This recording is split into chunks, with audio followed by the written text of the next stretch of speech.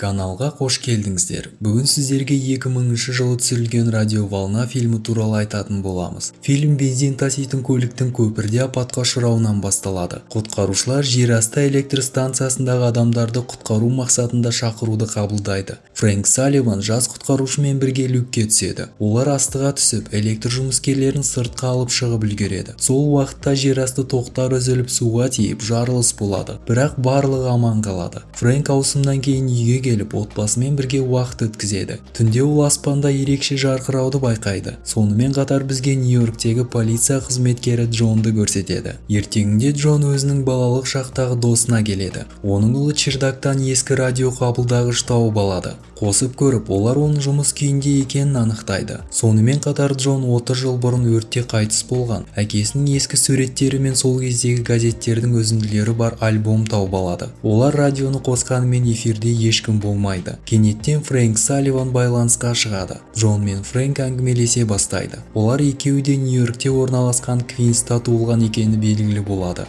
Әңгіме бейсбол және 69 жылғы чемпионат туралы болады. Джон үшін бұл ойын 30 жыл бұрын болған, бірақ Фрэнк чемпионат әлі болған жоқ екенін айтады, және сол кезде байланыс үзіледі. Джон Салливан детективтермен бірге құрылыс алаңынан сүйек табылғанын естіп оқиға орнына барады. Олар жақын маңдағы үйлердің көршілерімен сөйлесіп бөлімшеге оралады. Кешке Фрэнк Джонмен тағы да байланысқа шығады. Фрэнк Джоннан чемпионаттың нәтижесін қалай білгені туралы сұрайды. Джон чемпионат 30 жыл бұрын өтіп кеткен, мен үшін мұның бәрі бұрын болған деп жауап береді. Кенеттен Фрэнктің ұлы жақындайды және оны Фрэнк младший шеф деп атайды. Джон таң қалып қалады, өйткені оны бала кезінде әкесі дәл осылай атаған болатын. Джон онымен біреу ойнап отыр деп ойлайды. Ол Фрэнктің радио қабылдағыш нөмірін сұрайды. Нөмір Джонның радиосымен бірдей екендігі белгілі болады. Әңгіме барысында Джон 30 жыл бұрын өрт кезінде қайтыс болған әкесімен сөйлесіп отырғандығы анықталады. Фрэнк байқамай темекіні үстелге құлатып алады және сол уақытта Джонның үстелінде күйіктің орны пайда болады.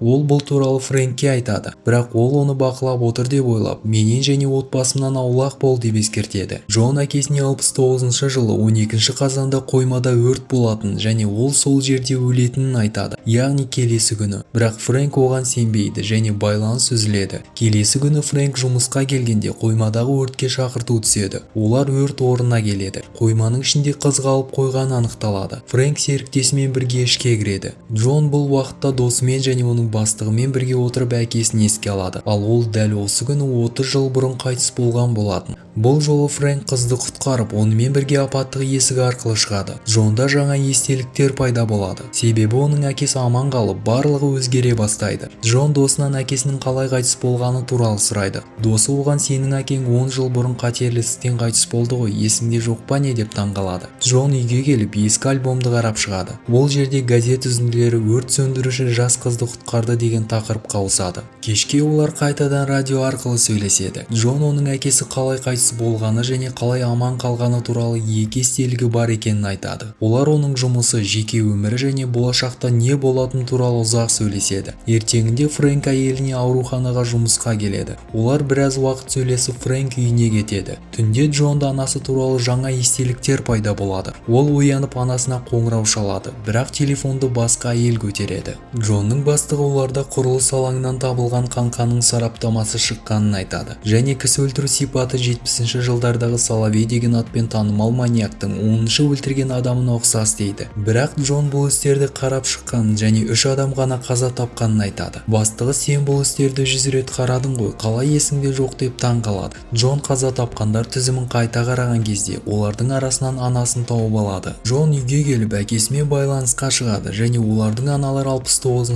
жылы 22 қазанда өлтірілгенін айтады. Джон олардың оқиғалардың бағытын өзгерткенін түсіндіреді және әкесінен кеше не істегенін сұрайды. Оның әкесі әйелінің жұмысында пайда болғаны анықталады, бірақ ол күні Фрэнк ол жаққа бармау керек болған болатын. Джон әкесіне маньяктың адам өлтіруіне жол бермеуіміз керек дейді. Джон Фрэнкқа қылмыстың келесі орны мен уақытын айтады. Барлық құрбандар медбикелер болған. Келесі кезекте Кэрри Рейнольдс болды. Ол жұмыстан тыс барда жұмыс істеп жүрген болатын. Фрэнк барға келіп қылмыскерді күтеді. Ол болашақ жәбірленушінің үстеліне отырып онымен сөйлесе бастайды. Келесі күні Джон жұмысқа келіп Кэрридің ісі жоғалып кеткенін байқайды. Радио арқылы сөйлесу кезінде Джон әкесіне жәбірленушіні құтқарып қалғандарын айтады. Джон әкесіне Соловейдің қолынан қаза тапқан тағы бір адам Сиси Кларк пен оның координаттарын айтады. Фрэнк көрсетілген мекенжай бойынша түнгі клубқа келеді, бірақ Соловей оны байқап қойып, оған шабуыл жасайды. Фрэнк соққыдан есінен танып қалады, және сол уақытта Соловей оның портмонесінен жүргізуші куәлігі мен әйелінің суретін алып кетеді. Фрэнк есін жиып жәбірленушінің үйіне барады, бірақ ол келгенде қыздың қан болып жатқан денесін ғана көреді. Фрэнк үйге келіп, қабылдағыш арқылы Джонға қызды құтқарып үлгермегенін және оның жүргізуші куәлігін Соловей алып кеткенін айтады. Егер Соловей портмонаға қолын тигізсе, онда оларда кісі өлтірушінің іздері қалу керек. Сол себепті Джон әкесінен портмонаны беріп жіберуін сұрайды. Фрэнк әмиянды пакетке салып, оны асханадағы диванның астына салып қояды. Қазіргі уақыттағы Джон сол бөлмедегі еденді бөлшектеп, әмиянды алып шығады. Джон әмиянды жұмысқа алып келіп, саусақ іздерін тексерген кезде ол полиция қызметкері Джек Шепард болып шығады. Джон Джекті барда тауып алып, оның 30 жыл бұрын жасаған қылмыстары туралы бәрін білетінін айтады. Келесі күні Джон мен Фрэнк радио арқылы әңгімелесу кезінде Фрэнктің полицияда қызмет ететін досы Сэч келеді. Олар бірге аулаға шығады, және Сэч қылмыс орнында оның жүргізуші куәлігі мен саусақ ізін тапқанын айтып, бөлімшеге бірге баруын сұрайды. Сэч Фрэнкті күштеп алып кетпек болады. Осы кезде абайсызда радио қабылдағыш жерге құлап, байланыс үзіліп кетеді. Бөлімшеге келген соң оның досы Фрэнктен жауап ала бастайды, және Фрэнк радио арқылы болашақтағы ұлымен сөйлесетін және қылмыскердің полиция екенін жеткізгісі келеді. Бірақ Сэч оған сенбейді. Фрэнк досын сендіру үшін болып жатқан бейсбол чемпионатының қорытындысын айтады. Фрэнктің әйелі не болып жатқанын талқылау үшін Сэчпен кездеседі. Соловей лақап атты Джек Шепард бөлімге келіп, Фрэнктің оның қылмыскер екенін қалай білгені туралы сұрап тапанша бағыттайды. Осы кезде басқа полиция қызметкері жауап алу үшін бөлмеге кіреді. Фрэнк оған Джек Шепардтың оны өлтіргісі келетінін түсіндіруге тырысады, бірақ қылмыскер де полиция болғандықтан оған сенбейді. Шепард бөлмеден шығып кетеді. Бөлмеде ешкім болмаған уақытта Фрэнк сымдарды үзіп электр сымының ұшын есікке бекітеді. Фрэнктің әйелі Сэчпен сөйлесіп отырған кезде теледидарда бейсбол чемпионаты көрсетіліп жатады, және Фрэнктің айтқан қорытындысы дұрыс болып шығып, досының өтірік айтпағанына көзі жетеді. Джек Шепард бөлмеге қайта кіргенде ол төгілген кофені басады. Сол кезде Фрэнк жерге сымның бір жақ шетін лақтырады. Электр соққысынан Джек Шепард есінен танып қалады. Фрэнк Джектің қалтасынан әмиянды алып, оның куәлігінен мекен жайын біліп алады. Әрі қарай Фрэнк газ баллонның көмегімен өрт дабылын іске қосады. Дүрбелеңді пайдаланып, Фрэнк полиция бөлімінен шығып кетеді. Фрэнк Джек Шепардтың үйіне келіп, өлтірілген құрбандардың заттарын табады. Осы кезде Джек есін жиып артынан пәтеріне кіріп, Фрэнкті байқайды. Джек оған оқ жаудыра бастайды, бірақ Фрэнк терезеден шығып үлгереді. Джек астыға түсіп ары қарай қуа бастайды. Олардың артынан полицейлер қылмыскердің пәтеріне кіріп, сындырылған терезені байқайды. Бұл кезде Фрэнк портта жасырынып отырады. Артынан Шепард келген бетте оны суға тартып құлатады. Арпалыс кезінде Фрэнк ағашқа қадалып тұрған темірді жұлып алып, Джекті ұрып есінен тандырады. Фрэнк судан шығып келе жатқанда арттарынан полицейлер келеді. Фрэнк әйелі мен ұлына үйіне оралып, радио қабылдағышты жөндеп байланыс қалпына келеді. Фрэнк ұлымен байланысқа шығып Соловейді тоқтатқанын айтады. Бірақ Джон анасының әлі де жоқ екенін және Фрэнктің тірі екенін есіне түсіре алмай отырғанын айтады. Осы кезде Джонға осы уақыттағы Соловей шабуыл жасайды. Сонымен қатар жас қылмыскер Фрэнктің үйіне кіріп, оны мылтықпен ұрып, Фрэнк есінен танып қалады. Ол Фрэнкті үстелге кісенмен байлап қояды. Әрі қарай Соловей Фрэнктің әйелінің бөлмесіне кіріп, оны өлтірмек болады. Ол Фрэнк сол кезде кісеннен босатылып, мылтық алып, Соловейге көздейді. Қылмыскер кішкентай ұлы Джонды кепілге алып, мылтықты түсіруге бұйрық береді. Фрэнк мылтықты еденге қояды, ал әйелі артынан Соловейге шабуыл жасайды, және кішкентай Джон қашып үлгереді. Фрэнк мылтықты еденнен көтеріп, Шепардтың қолынан атады. Ал қазіргі уақыттағы Джон мен Шепардтың төбелесі кезінде Шепардтың қолы жоғалып кетеді.